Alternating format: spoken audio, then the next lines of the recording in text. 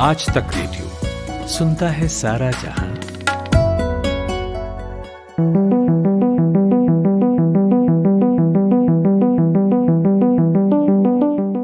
अगर मैं आपसे कहूं कोडिंग, तो आपके मन में अचानक से क्या आएगा? कुछ समय पहले तक यह बहुत संभव था कि आप किसी सॉफ्टवेयर इंजीनियर, कोई विशेष टेक्नोलॉजी या फिर मोबाइल ऐप या किसी एप्लीकेशन से जुड़ा कुछ आपके दिमाग में आता। कहने का मतलब है इसके आसपास का कुछ। लेकिन आज की तारीख में बहुत हद तक यह संभावना है कि आप बच्चों को कोडिंग सिखाने या इससे संबंधित कोई ऑनलाइन क्लास के बारे में कोडिंग बोलने पर सोचने लग जाएं। इसे लेकर तमाम तरह की चीजें आपके आसपास से होकर रोज निकल रही होंगी। लेकिन यहाँ ठहर कर यह सोचने वाली बात है कि बच्चों को कोडिंग सिखाने की जो बातें हो रही हैं वो कितना संभव है और किस हद तक संभव है। जिस काम के लिए देश में बच्चे 12th पास करने के बाद ऑल इंडिया एंट्रेंस एग्जाम देकर IIT जाते हैं, कॉलेजेस जाते हैं, वह काम क्या 8-10 साल के बच्चों को घर बैठे सिखाया जा सकता है? क्या कराया कुछ और जा रहा है और बेचा कुछ और? क्या बच्चों को कोडिंग सिखाने के लिए वाकई हजारों रुपए खर्च करने की ज़रूरत है? क्या आपको इंटरनेशनल स्तर के उन वेबसाइट्स या एप्लीकेशंस के बारे में जानकारी है जहां यह काम मुफ्त में हो रहा है बिना कुछ खर्च किए? सवाल कई हैं और इस पॉडकास्ट में बात करेंगे हम बच्चों को कोडिंग सिखाने के अलग अलग पहलुओं पर। नमस्कार, मैं हूं ऋतुराज और मेरे साथ इस विषय पर बात करने के लिए मौजूद हैं अंकित अरोड़ा। अंकित खुद एक इंजीनियर हैं और कोडिंग को समझते हैं। इस फील्ड में उनका अनुभव है और सबसे ज़रूरी बात कि पिछले कुछ वर्षों से अंकित शिक्षा के क्षेत्र में अपने NGO सारथी फाउंडेशन के माध्यम से अंडर प्रिविलेज्ड बच्चों के शिक्षा पर काम कर रहे हैं, उनके एजुकेशन पर काम कर रहे हैं। अंकित दोनों पहलुओं को समझते हैं, कोडिंग को भी और बच्चों के बीच इनके रियल इम्पैक्ट को भी। तो स्वागत है अंकित आपका। नमस्ते Rituraj ji, thank you once again मुझे अपने पॉडकास्ट में बुलाने के लिए। तो सर बुलाना ही था, विषय ही ऐसा है कि आपसे बेहतर व्यक्ति मुझे मिल नहीं सकता। नहीं, काफी अच्छा लगता है और आज का विषय काफी इंटरेस्टिंग है। जैसा ऋतुराज जी ने बताया, काफी पर्सनल है मेरे लिए, क्योंकि मैं कोडिंग कर चुका हूँ अपने करियर में और उसके बाद एजुकेशन फील्ड में काफी टाइम से काम कर रहा हूँ। देखो तो कमाल की बात है, आपने कोडिंग की लाइफ में, फिर आप एजुकेशन फील्ड में काम कर रहे हैं।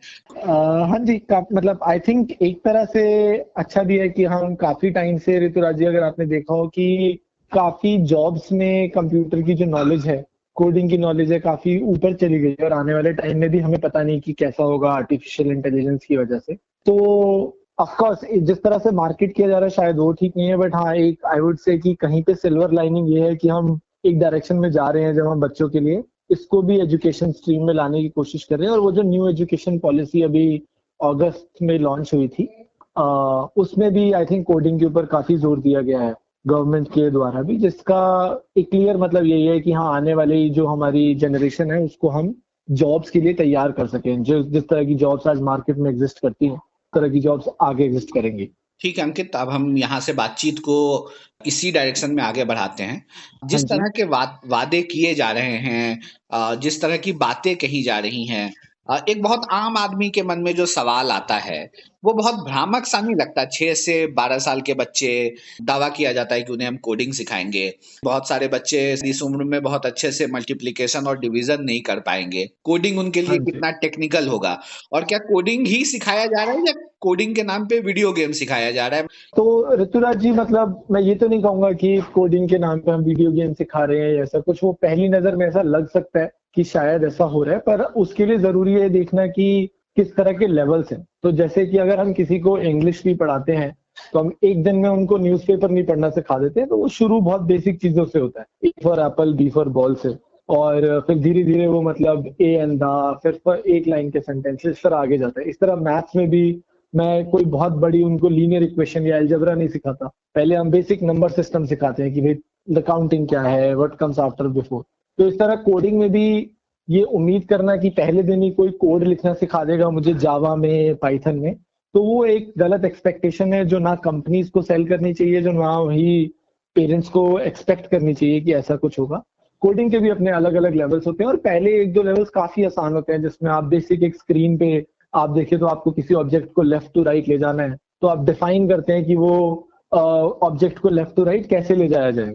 और उसको ले जाने का जो आप एक्सप्रेशन बनाते हैं कि हाँ पहले आप 2 स्टेप राइट जाएं, फिर नीचे आए, फिर लेफ्ट जाएं, फिर आगे पीछे, तो वो एक बेसिक आपका लॉजिकल आर्ग्यूमेंट जिसे बोलते हैं वो स्ट्रांग बनाती है कि आप क्या एक कंप्यूटर को, एक मशीन को इंस्ट्रक्शन दे सकते हैं कुछ करने के लिए, और जब आप प्ले बटन दबाते हैं तो वो मशीन वो जो है इंस्ट्रक्शन है उसको फॉलो कर रही है। तो इसी तरह फिर उसका जब लेवल बढ़ जाता है तो आप एक मशीन को थोड़ी कॉम्प्लेक्स इंस्ट्रक्शन देते हैं कि आप क्या मेरे लिए एक कागज प्रिंट कर सकते हैं, उसकी जो इंस्ट्रक्शन है वो थोड़ी और बड़ी लिखी जाती है, फिर आप और उनको मुश्किल इंस्ट्रक्शन देते जाते हैं। तो इसी तरह से वो कोडिंग का लेवल भी बढ़ता जाता है। तो हाँ मतलब कि तो वो एक्सपेक्ट करना है कि एक दिन में सब कुछ सीख जाएंगे या एक ही लेवल में सब हो जाएगा, तो आई थिंक वो दोनों तरफ से गलत है, जो कोई उसे सिखा रहा है उसकी तरफ से भी और जो सीख रहा है उनकी एक्सपेक्टेशन की तरफ से भी। लेकिन जैसे अभी हम लोग एग्जाम्पल का जिक्र कर रहे थे, अभी एक scratch.com करके है, या स्क्रैच जूनियर नाम है शायद, काफी पुराना है और मेरे ख्याल से इस फील्ड का पहला भी है जो बच्चों के लिए इस तरह की चीजें लेकर आया था आज से 7-8 साल पहले या 5-6 साल पहले। उसको उसका इंटरफेस हमने खोल के देखा, जो बात आपने कही लगभग वही है कि एक कैट मान लीजिए स्क्रीन के लेफ्ट साइड पे है, उसे हमें राइट की साइड में लेकर आना है और उसमें कुछ डायरेक्शंस उसे देने हैं जो ऑलरेडी वहां पे किया हुआ है। आप बस लगाएंगे कि अच्छा आप ऐसे जाओ, लेफ्ट से जाओ, राइट से जाओ, और उस तरीके से वो ट्रेवल करेगा लेफ्ट टू राइट। इसको सिखाने की क्या जरूरत है? आप बच्चों को बड़े होने दें, 10 साल 12 साल की उम्र में वो खुद ही देखकर बता देगा स्क्रीन की, अच्छा इसे हमें लेफ्ट से राइट ले जाना है, ये 4 सिंबल्स बने हैं, जौन सा सिंबल्स लगा दूंगा वो उस तरीके से जाएगा। ये सिखाने की क्या जरूरत है? तो ऋतुराज जी ये कहना थोड़ा सा गलत होगा कि अपने आप ही सीख लेंगे, क्योंकि ऐसे तो सब कुछ ही बच्चे अपने आप सीख ही लेते हैं। अभी ऐसा कौन ही बच्चा होगा जिसको सिंपल प्लस करना नहीं आता है? आप कहीं भी ये चले जाएं। अजीब अंकित इसलिए लग रहा है ना क्योंकि अब तक ऐसा नहीं हो रहा था। आपने हमने भी पढ़ाई की, लेकिन अब तक नहीं सिखाया जा रहा था। अब तक एक पर्टिकुलर समय के बाद इसे इंट्रोड्यूस किया जाता था, लेकिन अभी ऐसा कर दिया गया है कि नहीं, अगर आप इसे नहीं सिखाएंगे तो आपका बच्चा पीछे रह जाएगा। ऐसा नहीं है कि ये हम तो मल्टीप्लिकेशन शुरू से सीख रहे हैं, वो तो ऐसा नहीं है कि कभी इंट्रोड्यूस किया गया बीच में। ये तो बड़ा नया सा सिस्टम है ना कि अचानक से एक पूरे सिस्टम में एक नई चीज को घुसाने की इस तरीके से कोशिश की जा रही है कि इसके बिना ये जो पूरी व्यवस्था है ये अधूरी है और चरमरा जाएगी। हाँ मतलब ये कहना कि इसके बिना कोई लाइफ नहीं है और चरमरा जाएगी वो गलत है। मतलब ये कोई ऐसी कुछ बहुत ही रॉकेट साइंस नहीं सिखा रहे हैं। एक बेसिक प्रोग्रामिंग भी जो है बिल्कुल मैथ्स का ही एक वर्जन होता है, तो वो वही सिखा रहे हैं। तो उसको एक तरीके से मार्केटिंग करना गलत है कि इसके सिवा कुछ नहीं है। वो जो फियर जनरेट करते हैं लोग आम तौर पे मार्केटिंग के एक तरीके से कि अगर ये नहीं कराया तो बच्चा पीछे छूट जाएगा, आई थिंक वो गलत है। हर चीज के लिए वो गलत है। बेसिक लिटरेसी न्यूमरेसी के लिए भी वो जो माँ बाप में फियर बिठाया जाता है कि अरे आपका बच्चा तो प्लस नहीं कर पाता वो पीछे, आपका बच्चा मल्टीप्लाई नहीं कर पाता वो पीछे है, तो आई थिंक वो एक लाइफ लॉन्ग टैबू बन जाता है बच्चे के दिमाग में कि यार मैं तो कुछ कर नहीं पाता, मैं फेलियर हूँ। तो आई थिंक उन चीजों से हमें बिल्कुल दूर रहना चाहिए। जैसा कि आपने बताया कि कुछ नया नहीं है इसमें, MIT जो मैसाचुसेट्स इंस्टीट्यूट ऑफ टेक्नोलॉजी है उन्होंने स्क्रैच जूनियर छोटे बच्चों के लिए कोडिंग का काफी साल पहले लॉन्च कर दिया था। code.org करके एक और नॉन प्रॉफिट संस्था है अमेरिका की जो काफी टाइम से, जिसको काफी बड़े बड़े लोगों ने सराहना करी है, जिस NGO की code.org, वो काफी टाइम से बच्चों के अंदर ये कोडिंग का एक उत्साह पैदा करने की कोशिश कर रहे हैं। कुछ ऐसी चीजें उनको दे रहे हैं जिससे कि बच्चे कोडिंग की दुनिया में एंटर कर पाए और सीख पाए। तो मैं ये कहूंगा कि एक छोटी उम्र में बच्चों को ये देना एक तरह से अच्छी बात है कि आप उनको कोडिंग की दुनिया में एंटर करा रहे हैं, कि वो शुरू से ही कॉन्फिडेंट हो जाए, शुरू से ही वो कंप्यूटर के साथ थोड़ा डिजिटली लिटरेट हो जाए, कोडिंग से रूबरू हो जाए कि अच्छा कैसे चलता है। मैं मशीन को बोलूंगा 3 स्टेप आगे और 2 स्टेप नीचे जाना है तो वो करेगी। मैं मशीन को बोलूंगा 4 स्टेप नीचे जाना है फिर 5 स्टेप राइट जाना है तो वो करेगी। तो एक तरह से बच्चों का मतलब इंटरेस्ट बनने लगता है, बच्चे रूबरू होने लगते हैं कि अच्छा मैं और डिफिकल्ट करूंगा या और डिफिकल्ट करूंगी और आगे ठीक होता जाएगा। बट हाँ, अगर उस बात को आप डराने लग जाएं कि अगर आपने ये नहीं किया तो पीछे छूट जाएंगे, तो पहली बात तो वो सच ही नहीं है। कि भाई लोग आज से पहले जितने भी बड़े बड़े कोड जिन्होंने लिखे हैं, जिन्होंने स्क्रैच भी बनाया है, तो जरूरी नहीं है कि उन्होंने बचपन में ही कोडिंग सीखी, उन्होंने भी बाद में जाके कोडिंग सीखी। आप बाद में सीख सकते हैं, बना सकते हैं। और दूसरी बात कि ये जो जनरल हम एजुकेशन में मार्केटिंग का वो डाल देते हैं, जो फियर डाल देते हैं कि अगर आपने नहीं किया तो बच्चा पीछे छूट जाएगा, वो ना ही सिर्फ पेरेंट्स के लिए गलत है, वो बच्चे की मेंटल हेल्थ के लिए भी बहुत ज्यादा पुअर साबित हो सकता है। क्योंकि फिर बच्चे हमेशा के लिए सोचेंगे कि अरे मुझे ये नहीं आता, मैं पीछे हूँ, और उसके ऊपर और प्रेशर, 10 चीजें और करने का प्रेशर, तो वो जो बचपन होता है जिसमें आप ओपनली चीजें एक्सप्लोर करते हो, क्योंकि जब आप ओपनली जाते हो आप खुद देखते हो कि अच्छा और क्या क्या है दुनिया में, क्या मैं ये एक्सप्लोर कर सकती हूँ, क्या वो कर सकती हूँ, वो बन जाता है। एंड देन वो बंद हो जाता है, एंड देन जो बचता है वो ये बचता है कि जो बिल्कुल यही है कि अच्छा हर कोई मैथ्स कर रहा है तो मुझे मैथ्स करना है, उसके बाद 1 घंटा कोडिंग करनी है, 1 घंटा मुझे यहाँ जाना है, 1 घंटा वहां जाना है। तो वो आपका जो ओपन एक्सप्लोरेशन वाला पार्ट है वो बिल्कुल ही स्कूल में खत्म हो जाता है। बच्चों के ऊपर से भार कम करने के लिए सरकार ने इतने सारे कदम उठाए हैं कि आप होमवर्क हम्म नहीं दे सकते, बच्चे अपना बैग स्कूल में छोड़कर जाएंगे ताकि वो घर पे खेल सकें। और घर पे हमने एक नया झमेला खड़ा कर दिया है आज के समय में कि आपका बच्चा घर आएगा तो आप उसे कोडिंग सिखाना। हाँ, या आई मीन हाँ, वो तो आई थिंक हमें पूरे एजुकेशन सिस्टम को, चाहे वो एनजीओज हैं, चाहे वो फॉर प्रॉफिट कंपनीज हैं, हर किसी को ये नहीं सोचना चाहिए कि हमारा एंड गोल पैसे बनाना है या हमारा एंड गोल कुछ और है, गवर्नमेंट के साथ काम करना है या नाम कमाना है। एंड गोल ये होना चाहिए कि मैं एक बच्चे की जो लाइफ है, एक बच्चे की जो जिंदगी है, उसको कितना सिंपल और कितना फन कर सकता हूँ। बचपन फन के लिए बना है, जो लर्निंग है वो मैं कितनी फन कर सकता हूँ, बिना प्रेशर के कर सकता हूँ। ये आई थिंक सब किसी का यही गोल होना चाहिए। लेकिन वही है कि हर कोई मतलब अपने उसमें भटक जाता है कि अब कोई कंपनी है तो उसको अपने प्रॉफिट्स दिखाने हैं, उसको दिखाने हैं कि भाई मेरे पास अगर 10 लाख बच्चे हैं, तो फिर उनको कुछ टेक्निक्स लेनी पड़ती हैं जिसमें फियर ऑफ मिसिंग आउट जैसी चीजों को बढ़ावा दिया जाने लगता है, और वो फिर सभी स्ट्राटा के लिए गलत है। वो ऐसा नहीं है कि सिर्फ अमीर पेरेंट्स के लिए खराब है, वो इकोनॉमी सोशियो इकोनॉमिक कोई भी क्लास हो, हर पेरेंट के लिए वो खतरनाक है। और ऐसी चीजों से बचना चाहिए, खुद के ऊपर बच्चे को कॉन्फिडेंस देना चाहिए रादर देन बच्चे को डराने से कि तुम्हें ये नहीं आता, ये करो, ये छूट जाएगा, वो छूट जाएगा। उसकी जगह बच्चे को हर बार ये कॉन्फिडेंस देना चाहिए कि सब सीख लोगे आप, कोई बात नहीं, धीरे धीरे करके एक एक स्टेप करके हम सब सीख लेंगे, ये भी आ जाएगा, वो भी आ जाएगा, मैथ्स भी आ जाएगा, इंग्लिश भी आ जाएगा। बस वो कॉन्फिडेंस रखें अपने ऊपर। अच्छे रिसोर्सेज हम बच्चों को देते रहे। अब रिसोर्सेज कोडिंग के आप स्क्रैच से लाके दें, आप XYZ कंपनी से लाके दें, आप code.org से लाके दें, उससे कोई फर्क नहीं पड़ता है। क्योंकि जैसा कि मैंने बताया, एंड में सीखना तो वही है। जैसे एंड में सीखना तो यही है कि भाई 10 + 5 15 होता है, इस तरह कोडिंग का भी एंड गोल तो वही सीखना है। अब रिसोर्सेज जितने आप अच्छे पेरेंट्स को दे सकते हैं, जितने अच्छे आप बच्चे को दे सकते हैं, उस पर हमारा ध्यान होना चाहिए कि किस तरह में best of the best resources लाके बच्चे को दे सकूं। और एक तरह से आप देखें तो पेरेंट का भी यही होता है कि मैं अपने बच्चे को दुनिया की बेस्ट से बेस्ट चीज लाके दे सकूं, बट प्रेशराइज नहीं करना है। उसके बाद लाके दे दी, इन्वेस्ट कर लिया, बच्चे के साथ रोज थोड़ी देर कर लिया, उतना ही बहुत है। लेकिन यहाँ है ना कि जो चीजें ऑलरेडी फ्री में अवेलेबल हैं और बहुत सालों से अवेलेबल हैं, उसको हाँ जी। पैसे देकर खरीदने की क्या जरूरत है? क्या लोगों को क्या लगता है कि पता नहीं है कि code.org नाम की एक वेबसाइट है, इंटरनेशनल लेवल की वेबसाइट है, और वो फ्री में ये चीजें सिखाती हैं और बहुत सालों से सिखा रही है। तो इस पे फिर 25-30 हजार 40 हजार रुपए खर्च करने की क्या जरूरत है? ये तो ऋतुराज जी थोड़ा मार्केटिंग का हो गया। मतलब जैसे कि आई डोंट थिंक आज से पहले किसी ने स्क्रैच या code.org का नाम सुना होगा। मतलब काफी सारे यूजर्स ने, आपके लिसनर्स ने शायद ये नाम ना सुना हो। लेकिन हाँ, अगर आप जितना ज्यादा मार्केटिंग करते हैं तो एक तो वो हो जाता है कि जो नाम सबसे ज्यादा सुनाई देता है, जो दिखता है वही बिकता है, वैसा वाला चीज। दूसरा आई थिंक ये हो जाता है कि फ्री की चीज से हमेशा लोगों को शक रहता है थोड़ा सा कि ये फ्री में मिल रही है तो कुछ तो खराब होगा। अच्छा, अगर आप इस चीज के 10,000 लेते हैं तो भाई कुछ बहुत ही अच्छा होगा। जैसे फूड फैड होता है, केला अगर 5 रुपए का तो इतना अच्छा नहीं होगा, पर अगर अंगूर 80 रुपए किलो है तो शायद वो ज्यादा अच्छे हों। पर होता कुछ नहीं है, शायद केले में ज्यादा न्यूट्रिशन होते हैं, जिसे फूड फैट बोला जाता है। तो आई थिंक वो बात अभी भी यही चल रही है कि थोड़ा सा हमें पेरेंट्स को जागरूक ज्यादा करना पड़ेगा, अवेयरनेस ज्यादा करनी पड़ेगी कि आप ये मत सोचिए कि कोई चीज महंगी है तो वो अच्छी है। आप कोडिंग एक अच्छी स्किल है लेने के लिए, एक अच्छा लाइफ स्किल है। अगर आप दे सकते हैं बच्चे को तो अच्छी बात है। उसके रिसोर्सेज अलग अलग जगह पे प्रेजेंट है। कोई कंपनी से लेना चाहते हैं आप, कोई इंडियन कंपनी से ले सकते हैं, जैसा कि आपने आज अपने शो में बताया, स्क्रैच और code.org भी अवेलेबल है, आप वहां से भी ले सकते हैं। बच्चा इक्वली अच्छी कोडिंग सीखेगा, पर ध्यान सिर्फ इस बात का ये रखें कि बच्चे के ऊपर कभी भी किसी चीज का प्रेशर न डालें कि भाई ये तो करना ही करना। तो अंकित, यहाँ रुकते हैं हम एक छोटे से ब्रेक के लिए। जब ब्रेक के बाद वापस लौटेंगे तो हम इस बातचीत को आगे बढ़ाएंगे। एक तार म्यूजिक का और एक तार पोएट्री का, दोनों मिल जाएं तो क्या बनता है? दो तारा। मैं हूँ चिन्मयी और मैं हूँ जोएल।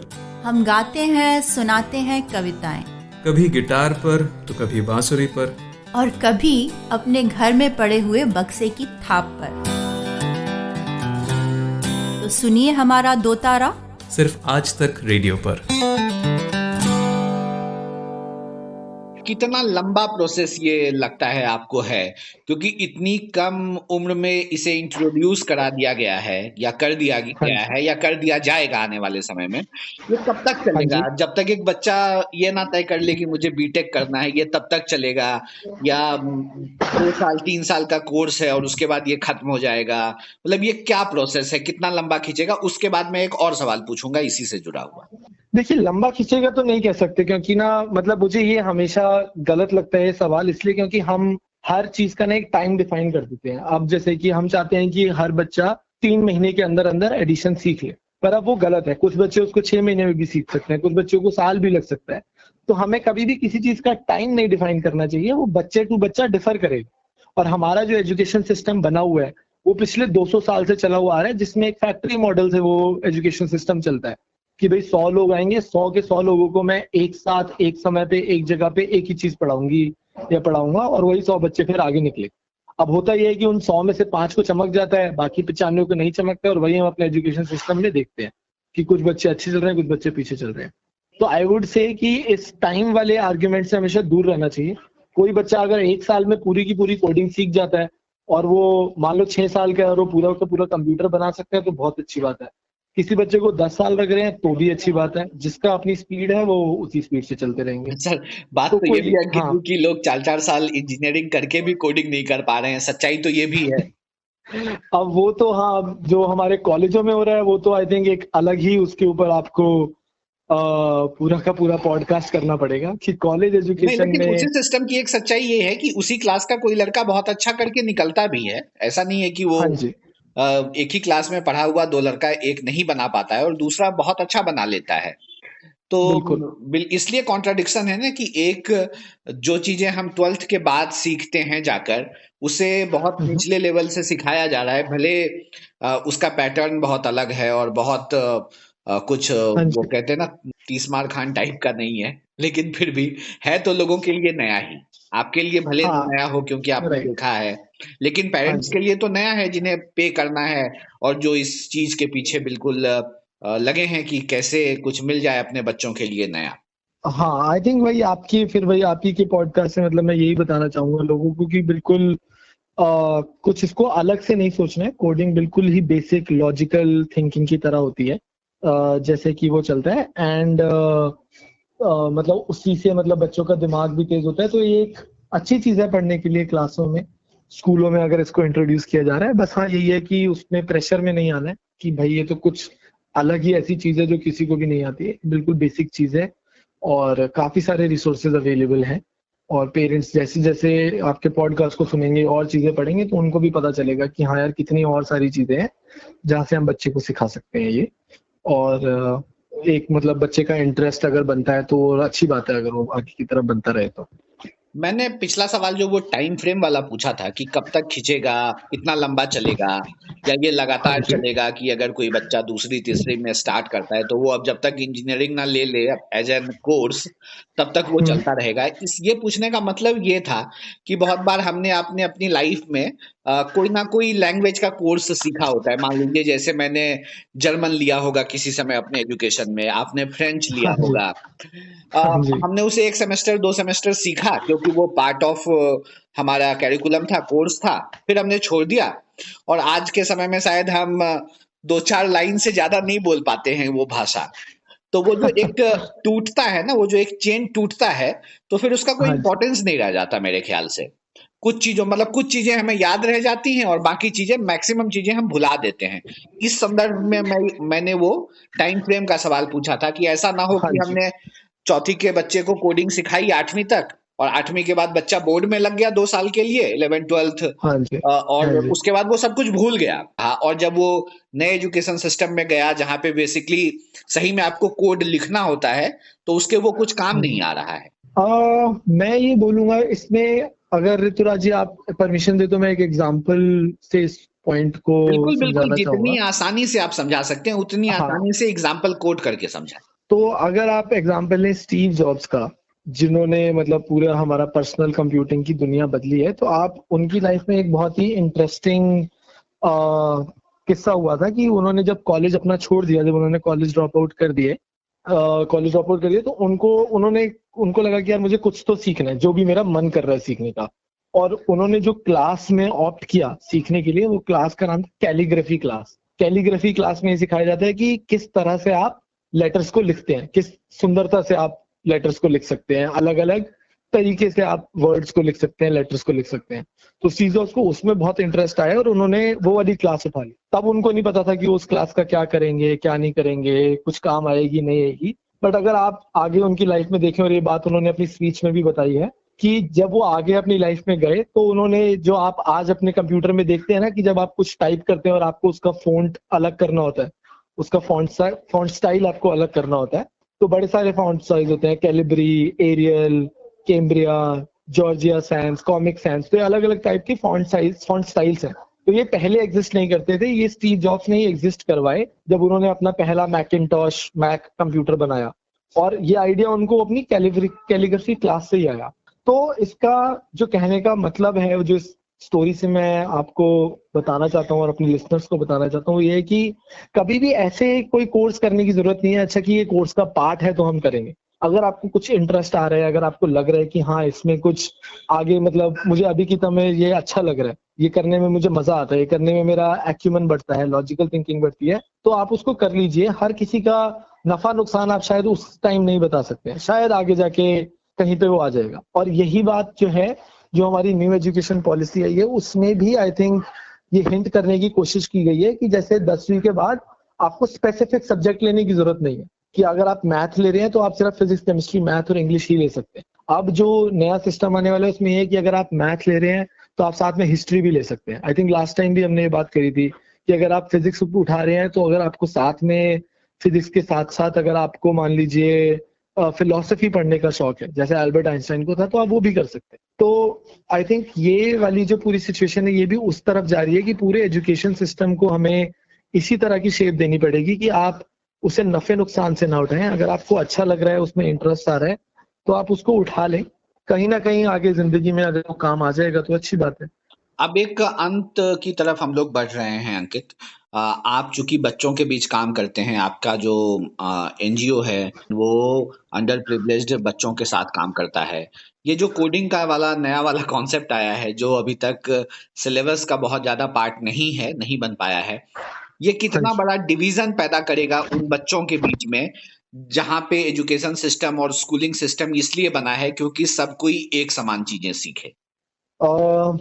ये काफी इंटरेस्टिंग क्वेश्चन है। आई थिंक ऋतुराज जी, मैं भी इसके बारे में काफी सोचता हूँ। अभी हुआ क्या है कि इंडिया में एक आधी कंपनी ने कोडिंग का काम शुरू किया है। उनकी देखा देखी, जहां तक मैंने देखा है, 3-4 और कंपनीज ने अपने कोडिंग के कोर्सेज शुरू कर दिए हैं। अब धीरे धीरे आप देखेंगे जो बड़े बड़े स्कूल्स हैं वो भी कोडिंग अपना लाना इसमें शुरू कर देंगे। फिर इसको देख के जो एनजीओज हैं, आई थिंक वो भी थोड़ा बहुत काम इसमें शुरू करेंगे और इनइक्वालिटी तो बढ़ेगी, जहां तक मेरा ख्याल है। मतलब मैं कह नहीं सकता, बट आई थिंक मेरा ओपिनियन ये है, क्योंकि अभी अगर हम गवर्नमेंट स्कूल जाते हैं तो वहाँ पे इंफ्रास्ट्रक्चर भी पूरी तरीके से नहीं है। मतलब आपको गिन के 10 या 15 कंप्यूटर भी नहीं मिलेंगे एक एवरेज स्कूल में। अगर किसी कंप्यूटर में सेट हो रखा है तो है। मैं तो आज भी आपको ऐसे स्कूल दिखा सकता हूँ जाके जहाँ पे एक क्लासरूम में 2-2, 3-3 क्लासेस चल रही हैं। मतलब उनके पास क्लासरूम्स तक नहीं है, स्कूलों में लाइट की व्यवस्था नहीं है। वहाँ कैसे बच्चे कोडिंग को सीखेंगे मुझे नहीं पता। आप अपनी बात कंटिन्यू कीजिए।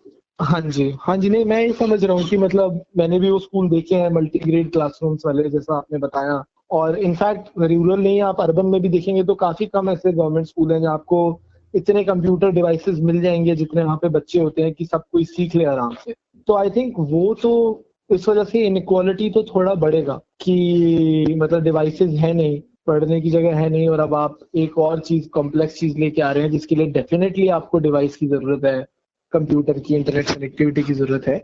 तो अब पर इसका मतलब ये भी नहीं है कि कि हम एक चीज को आने ना दें।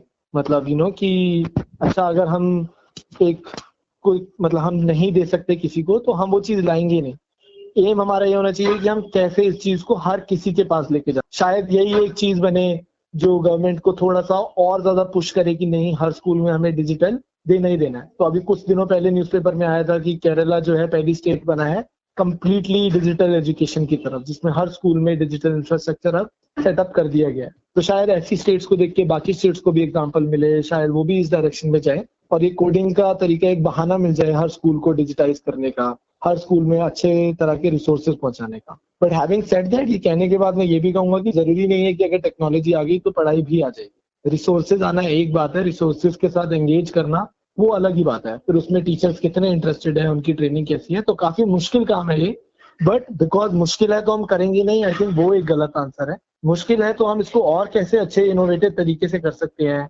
हम क्या सस्ते तरीके निकाल सकते हैं डिवाइसेस बच्चों तक पहुंचाने के, क्या और अच्छे और टिकाऊ तरीके निकाल सकते हैं बच्चों को स्क्रैच या code.org जैसी चीजें दिखाने की, जिससे कि बच्चे इस चीज को भी सीख लें और वो जो डिवाइड है वो हम कम कर सकें। तो वो जिम्मेदारी गवर्नमेंट की है, हम जैसी एनजीओज की है, जो इस डिवाइड को जो आने वाला है उसको कम कर सके।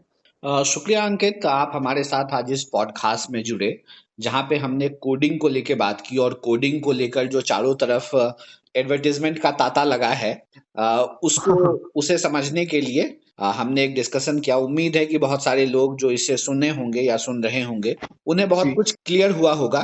और ऐसा नहीं है कि आपको हर चीज के लिए पैसे खर्चने ही हैं, बहुत सारी ऐसी व्यवस्था है जहाँ पे आप बिना कुछ खर्च किए वो चीजें सीख सकते हैं, सिखा सकते हैं। और पहले जाके वहां पे कम से कम आप व्यवस्था तो देख ही सकते हैं कि आखिर जो जिन चीजों के नाम पे हमसे पैसा मांगा जा रहा है या जिन चीजों के लिए हम खर्च करने जा रहे हैं, आखिर वो चीज असल में है क्या। तो शुक्रिया अंकित इस बातचीत के लिए और अपना समय निकालने के लिए इस पॉडकास्ट के लिए। Thank you Rituraj ji, thank you मुझे बुलाने के लिए। आई थिंक हमेशा एक अच्छा पर्सपेक्टिव मिलता है आपसे बात करने के बाद, तो थैंक यू। शुक्रिया अंकित। और कैसा लगा आपको हमारा यह पॉडकास्ट? अगर कोई आपका सुझाव है या किसी तरह की शिकायत है तो आप हमें लिख सकते हैं। हमारा ईमेल पता वही है radio@aajtak.com पर। शुक्रिया।